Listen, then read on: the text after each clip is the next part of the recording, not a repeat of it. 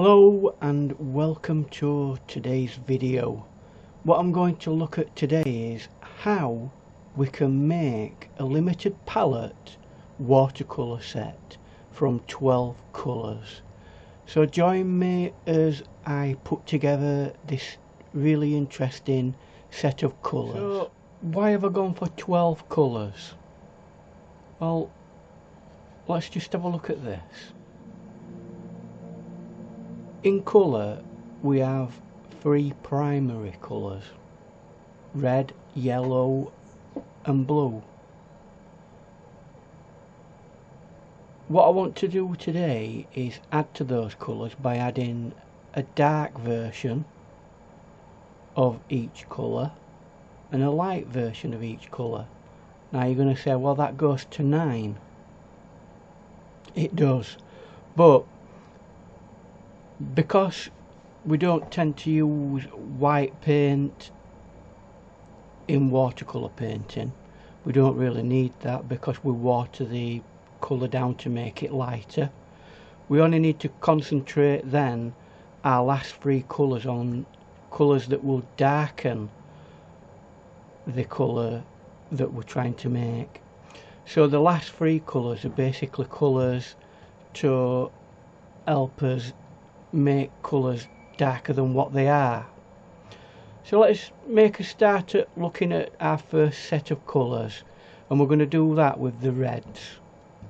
Let me just explain what this colour is.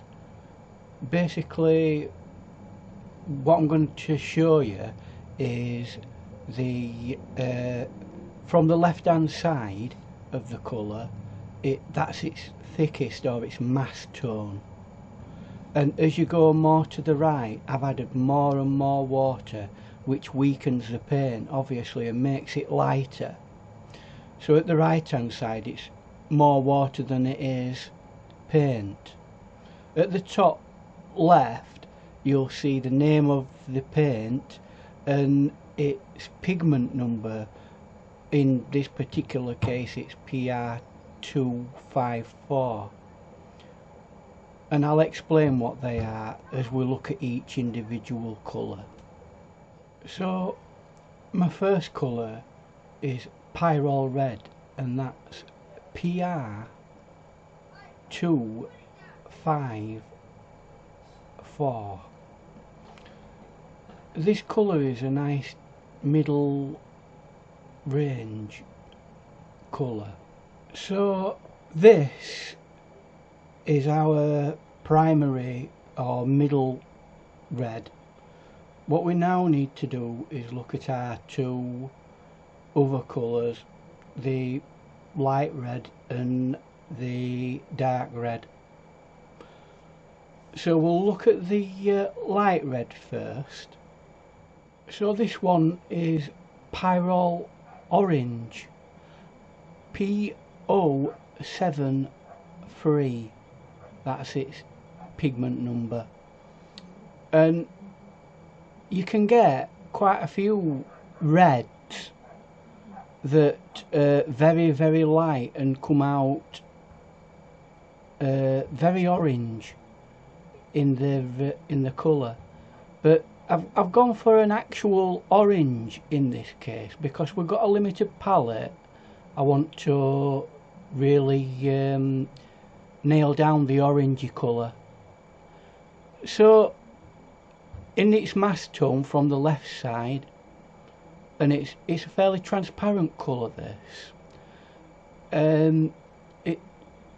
it's a nice vibrant bright orange, and it then slowly but surely dilutes down to a very mellow, almost bordering on yellow or strong deep yellow. So it's a good broad ranged colour. So that's my second colour in the palette of the red section of this video. Let's move on now to our dark red picture or colour. This colour is Indian red, and its pigment number is PR101. It has a lot in common with colours such as Venetian red and English red. They all actually use PR101, which is red iron oxide. But as you can see from the left side, the mass tone, the strong pigmented area, is a very dark, what you could call burgundy red, and it's almost chocolatey brown as well. But as you move further down and dilute that colour, it becomes closer to a pink, which is not unreasonable for any colour that is one of the reds. So that is my dark red. Let's move on to looking at another set of colours now, a primary that is blue. Here's our primary blue. I've chosen French ultramarine blue, which is PB29. Now it has got other names, just like ultramarine blue and various other colours names, but that's its full title, French ultramarine blue. In its mass tone, in its thickest consistency, it's very dark, but once you start watering it down, you start seeing a really nice blue that I use quite regularly for not just things like skies, but creating tonal values in shadows and things like that. It's great to mix with various colours to make tonal values. In the middle of this image you've got a fairly granulated thing with it, and then it fades off into a much lighter, almost white area. So it is a very good colour to use, this one, and that's my primary blue. Let's move on to doing our light blue now. Here's my light blue colour. It's Tropical PHTHALO blue. Now that's the manufacturer's name, but it is also called PHTHALO blue red shade. Now the pigment number for that is PB151. As you can see at the left hand side, the mass tone colour is not that dissimilar to the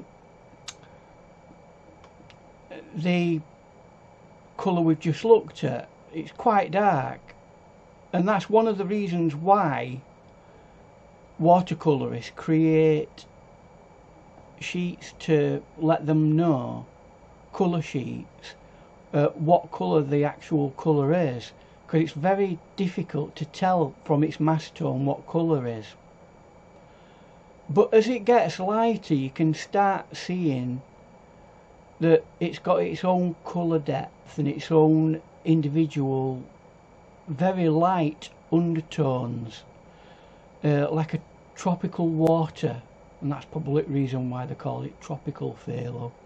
And in the lighter end of the colour, it's got some really nice light areas to it that are still strong. Other colours you could use potentially is cobalt blue or cerulean blue, and they work quite well as light blue colours, but I've chosen this as my light blue because it's got a broad band of dark to light again, and that's important. So let us now look at our dark blue colour. This is my dark choice, although I've not chosen this because of it being the darkest colour I could get. I wanted to implement a transition into a slightly green, because out of all the colours that I'm doing, green is the one colour that I've not got an awful lot of in this palette. So it's PHTHALO Turquoise PB16, and again the mass tone is fairly dark, but not massively dark. But you do then come into the colour where it gets lighter and you start seeing that slightly green feel to it, and that will help tremendously, as that will help make a much darker colour in the long run if you mix it with other colours.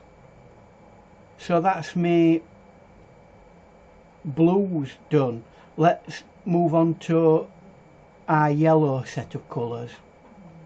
My next colour, being the primary yellow, is Indian Yellow, and that's PY153.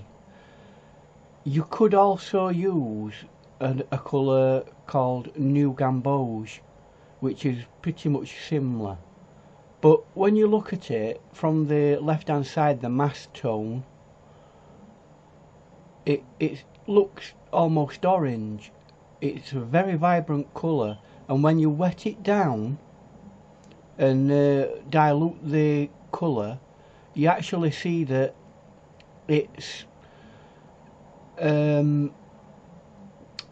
very vibrant, strong yellow colour. And again, you can wet it down right to the almost very transparent and just have a glow of yellow. So it's a very useful colour, and it has a broad range, and that is my primary yellow. Let's now move on to our light yellow. My next and light yellow is Primrose Yellow PY53. It's almost a lemony yellow in its mass tone, and it fades off into a very subtle, very light yellow. So that's my light yellow. Let's look at the dark yellow.